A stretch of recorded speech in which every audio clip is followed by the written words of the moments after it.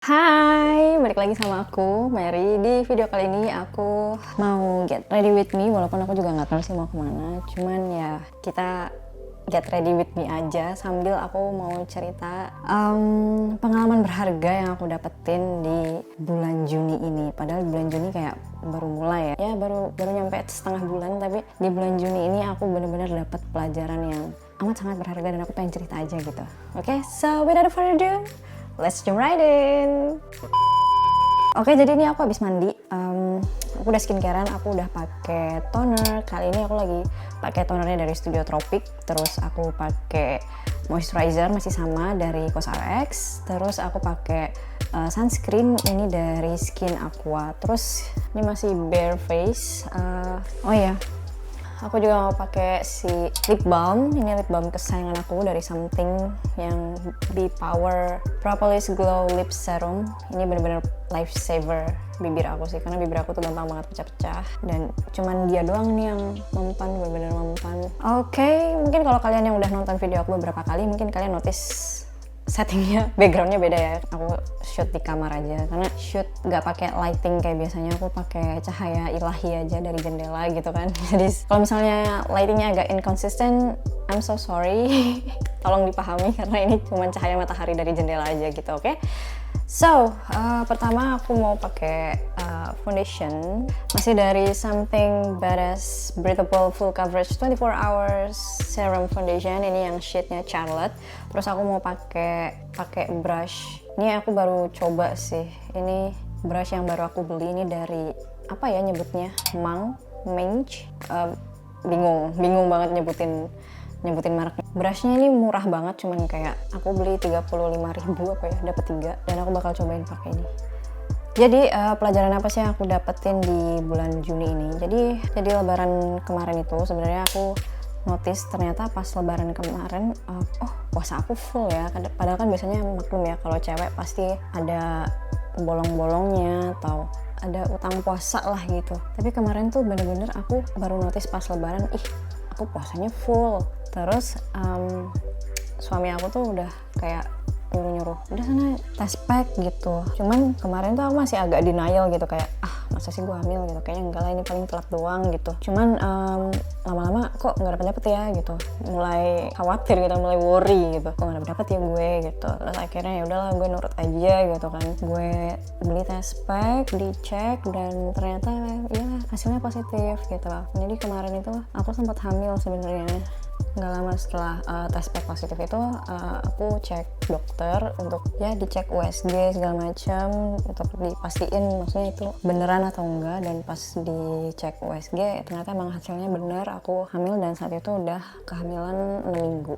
6 minggu tuh kayak udah 1,5 bulan gitu loh. Jadi kayak ya udah gitu kan, congratulations, selamat, oke, gue hamil, oke. Ya udah, gue menjalani hari-hari gue seperti bumil pada umumnya aja. Gue nggak ada keluhan apa-apa kecuali mual muntah yang masih normal juga. Dan ya udah gitu kan. Terus di appointment selanjutnya untuk ketemu dokter, pas dicek seperti biasa kan USG dari perut dulu kan. USG dari perut ternyata dokternya agak curiga, kok nggak kelihatan gitu. Padahal kalau di saat periksa itu harusnya udah usia kandungan 11 minggu. Usia 11 minggu tuh udah masuk mau 3 bulan kan. Itu harusnya tuh udah kelihatan bentuk janinnya segala macam tuh harusnya udah lebih kelihatan gitu. Tapi kok itu pas kemarin dicek kok nggak kelihatan ya gitu. Terus akhirnya aku di USG lewat transvaginal gitu kan. Alat USG-nya tuh ada yang bisa dimasukin ke vagina gitu, jadi biar hasilnya tuh lebih kelihatan gitu. Dan pas dicek ternyata kantong untuk si janinnya itu ternyata kosong. Jadi nggak ada janinnya, atau bisa dibilang bakal janinnya tuh nggak berkembang gitu loh. Nah terus akhirnya dijelasin dokter, ini tuh harusnya kalau 11 minggu itu bentuknya sudah seperti ini, harusnya sudah bisa dengar detak jantung, sudah kelihatan bentuknya udah menyerupai janin gitu-gitu segala macam. Terus tapi ini ternyata kosong gitu, kantongnya kosong dan nggak berkembang, bakal janinnya kayaknya nggak berkembang. Terus kayak oke. Terus saran dari dokter gimana gitu kan. Terus saran dari dokternya sih ya untuk segera dikuret gitu kan. Dan ya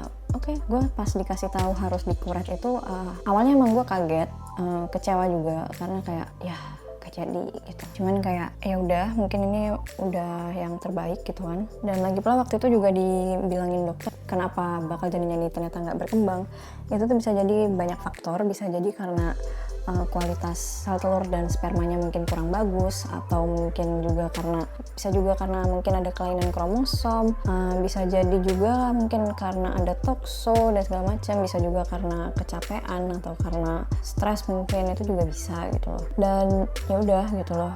Pas dikasih tahu itu emang aku agak sedih, agak kecewa juga. Cuman aku sedih tapi ya gak yang banget gitu loh. Mungkin sedih dan kecewanya tuh kayak 3 out of 10. Jadi kayak ya udah, karena di saat itu dikasih tahu aku juga mikir, oh berarti ini kalau misalnya pun janinnya tetap berkembang, dia bakal ada kemungkinan cacat mungkin, atau bakal bisa jadi ada komplikasi mungkin nanti ketika di proses kehamilannya dan lain-lain gitu. Jadi aku pikir ya ada bagusnya juga dia nggak berkembang gitu loh, daripada berkembang tapi jadinya kurang sempurna. Jadi aku pikir ya sebenarnya ini nggak apa-apa juga sih gitu. Jadi saat itu aku sedih dan kecewa juga, cuman logika aku alhamdulillah masih tetap jalan saat itu. Jadi aku nggak yang berlarut-larut sedih banget, ngerasa wah gue kehilangan, gue gak jadi seorang ibu, gue kehilangan anak. Gak juga sih. What next? Apa yang harus gue lakukan selanjutnya? Selanjutnya disarankan untuk kuret. Oke, kuret. Kapan kita bisa langsung kuret? Dan saat itu kalau nggak salah waktu itu hari Senin gue periksa, dan langsung gue bilang gue mau kuret hari Kamis. Dan disarankan dokternya, oke, kalau mau kuret hari Kamis nanti akan jadwalkan tindakannya Kamis pagi, dan gue disarankan untuk masuk itu Rabu malam. Jadi kayak untuk dikasih obatnya dulu gitu loh. Jadi biar besok paginya ketika mau tindakan tuh semuanya udah ready. Dan ya oke. Waktu itu ya suami gue emang kelihatan lebih sedih sih. Mungkin karena begitu kita tahu kalau gue hamil, kita tuh udah banyak melakukan banyak perubahan gitu, kayak perubahan planning, kita pindah segala macam. Itu semua tuh tadinya tujuannya karena gue hamil, tapi ternyata setelah ini gak ada lagi nih si calon bayi ini, terus kita mau ngapain gitu kan. Jadi kayak mungkin dia lebih sedih dan clueless di situ. Cuman ya karena aku jauh lebih tenang saat itu, jadi aku juga bisa yakinin dia kalau ya udah gitu loh, ya bakal ada hikmah lain lah di luar kejadian ini gitu loh. Jadi nggak usah berlarut-larut, nggak usah sedih-sedih banget. Terus ya udah di hari Rabu malam itu aku masuk IGD, dicek darah, cek cairan vagina, cek segala macam. Terus akhirnya jam 10 malam itu aku dikasih obat, kayak obat dia tuh kayak obat bentuknya pil gitu, terus dimasukin ke vagina dan kata susternya waktu itu dia bakal kasih efek kayak nyeri-nyeri menstruasi gitu, dan nanti bakal keluar darah. Dan ya benar, semalaman itu gue nyeri kayak mules mau mens gitu, cuman kayak ya sakitnya masih bearable banget. Sampai besok paginya gue dijadwalkan tindakan untuk kuret itu jam 9.30, tapi jam 8.30 gue udah dipindahin ke ruang operasi, mungkin untuk persiapan bius dan lain-lain. Dan gue sangat bersyukur kemarin itu dokternya juga sangat suportif, sangat ramah, dan jelasin segala macamnya tuh benar-benar jelas. Jadi gue sebagai pasien juga ngerasa tercukupi lah segala info-info yang gue perlukan itu. Jadi gue juga nggak ngerasa yang kayak clueless banget gitu.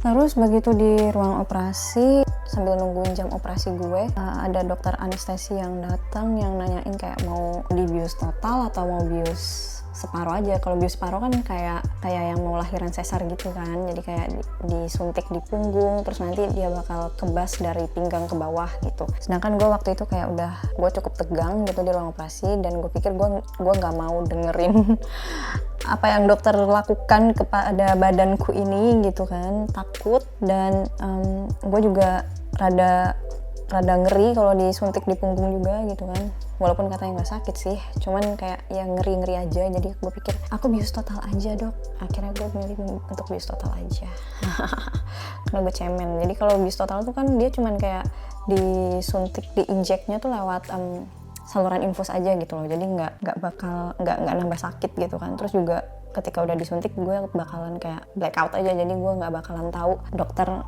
ngasih tindakannya kayak gimana, karena kalau gue tahu kayaknya gue bakal panik deh. Jadi kayak nggak tenang gitu loh, jadi kayak udah gue nggak mau tahu apa yang terjadi di ruang operasi, gue mau blackout aja.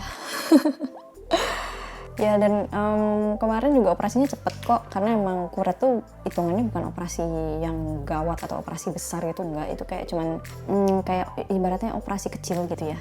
Jadi kayak cuman mungkin setengah jam sampai 1 jam. 1 jam tuh kayak biusnya bener-bener hilang. Kalau prosesnya doang, tindakannya doang tuh kayaknya cuman mungkin setengah jam deh kalau nggak salah dokternya bilang tuh. Jadi emang prosesnya nggak terlalu lama gitu.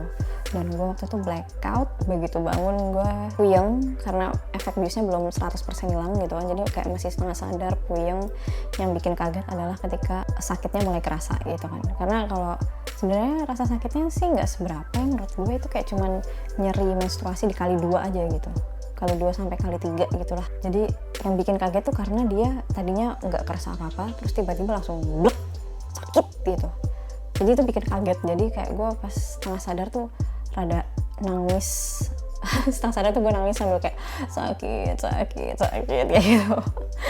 karena tiba-tiba sakitnya kerasa banget gitu kan. Jadi kayak padahal kalau dipikir-pikir itu sakitnya nggak sesakit itu juga sih. Maksudnya sakitnya tuh masih bearable gitu maksudnya. Tapi sakitnya nggak bertahan lama kok. Maksudnya kerasa sakitnya itu kayak mungkin 1-2 jam setelah operasi. Tapi setelah 2 jam itu sakitnya mulai berangsur-angsur hilang kayak gitu.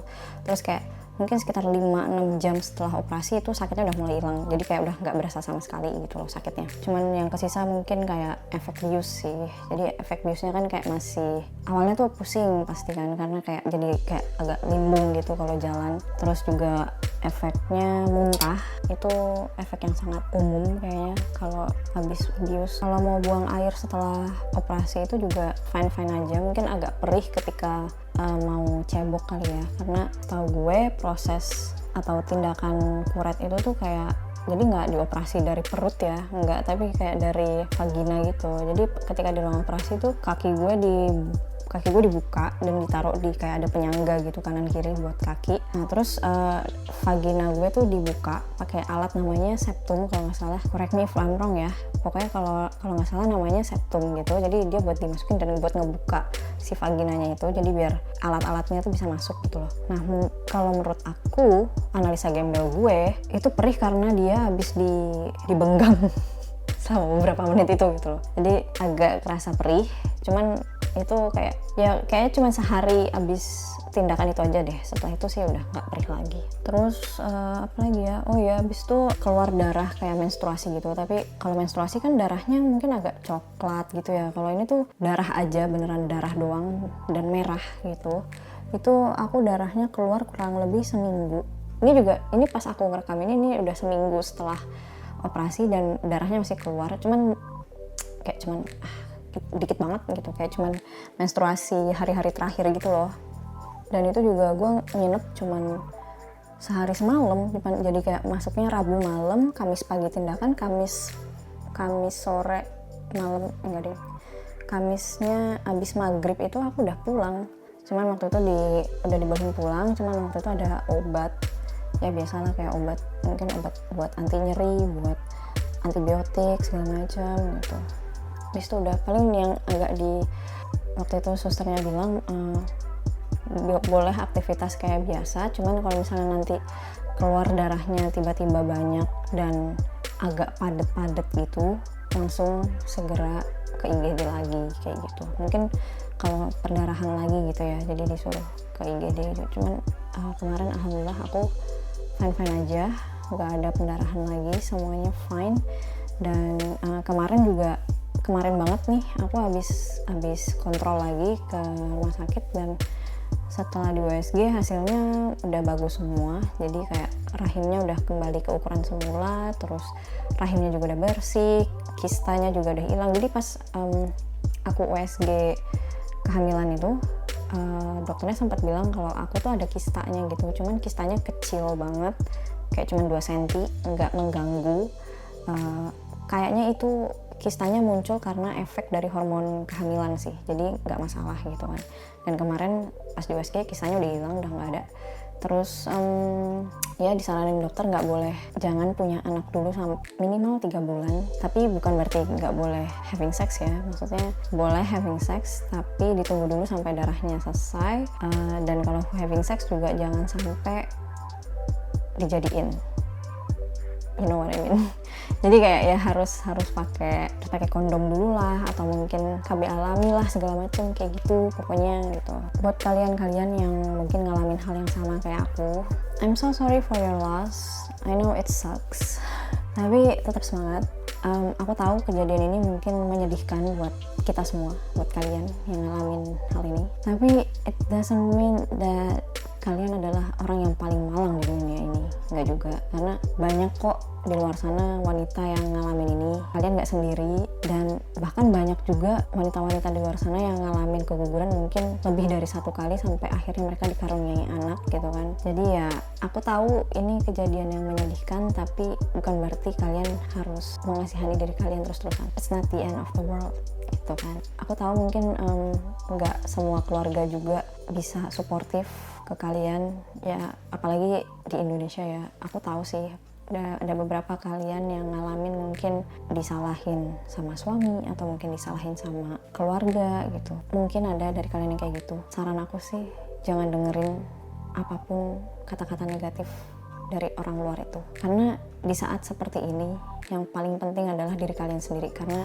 aku tahu kalian yang paling sakit di sini, kalian yang sakit secara mental, kalian yang sakit secara fisik juga. Jadi kalau misalnya ada kata-kata negatif dari luar, entah itu dari suami mungkin atau dari keluarga, menurutku nggak usah didengerin, karena di saat seperti ini kalian harus dengerin diri kalian sendiri. Oke? Karena menurutku kayak di saat seperti ini tuh justru your well-being is the most important thing. Jadi itu yang harus kalian pikirin. Aku pas kemarin, walaupun aku bilang aku sedihnya kayak cuman 3 out of 10, tapi di satu sisi aku juga ngerasa khawatir, aku ngerasa nervous juga, karena ya gue belum pernah kuret sebelumnya.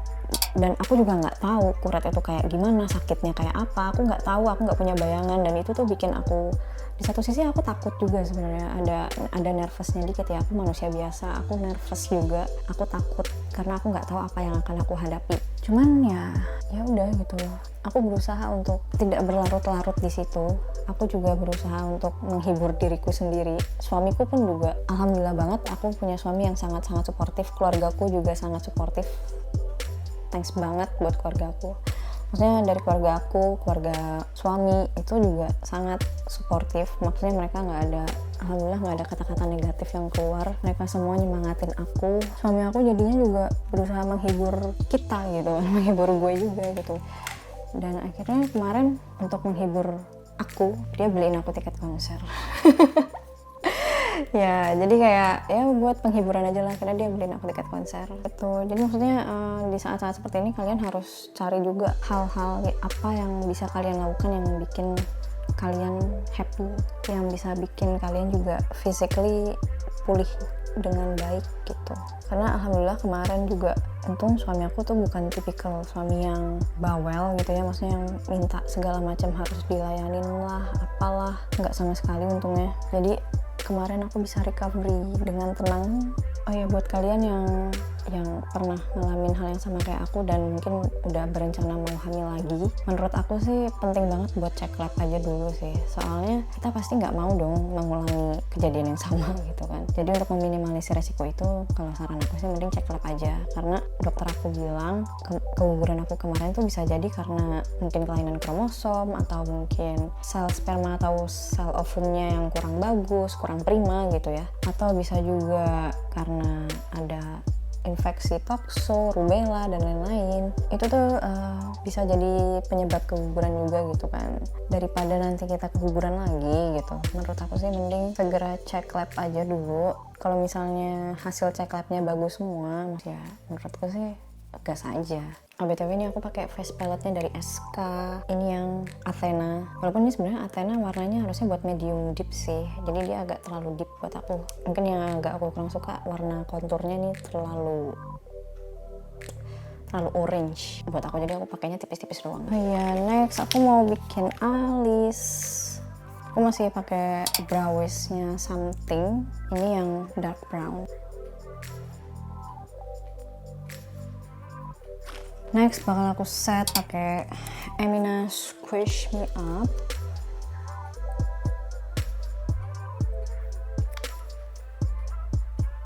Buat eyeshadow-nya kayaknya aku pakai warna ini aja deh, karena gue juga nggak kemana-mana anyway gitu. Aku mau ambil warna konturnya dulu.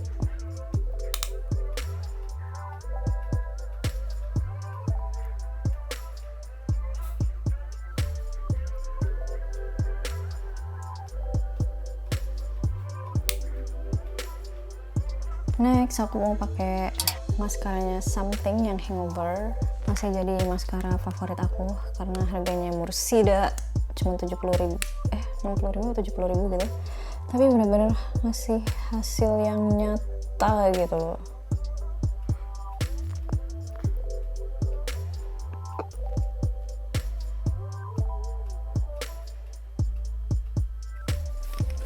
Terakhir buat lipstiknya aku mau pakai dari Luxe Crime Ultra Creamy Lip Velvet. Ini yang shade-nya Mocha Frappe.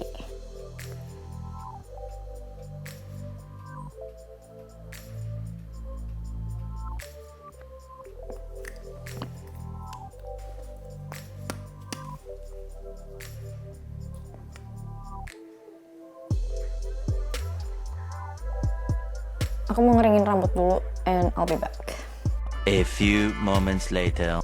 Oke, rambut aku udah kering, tapi ya karena hari ini nggak kemana-mana juga, jadi belum gue catok, so ya udahlah ya. Oke, jadi segitu aja buat videoku kali ini. Semoga buat kalian yang mengalami hal yang sama kayak aku bisa diberi kesabaran. Sebenarnya gue agak kurang suka sih dengar kata-kata ini, cuman ya tetap semangat. This is not the end of the world.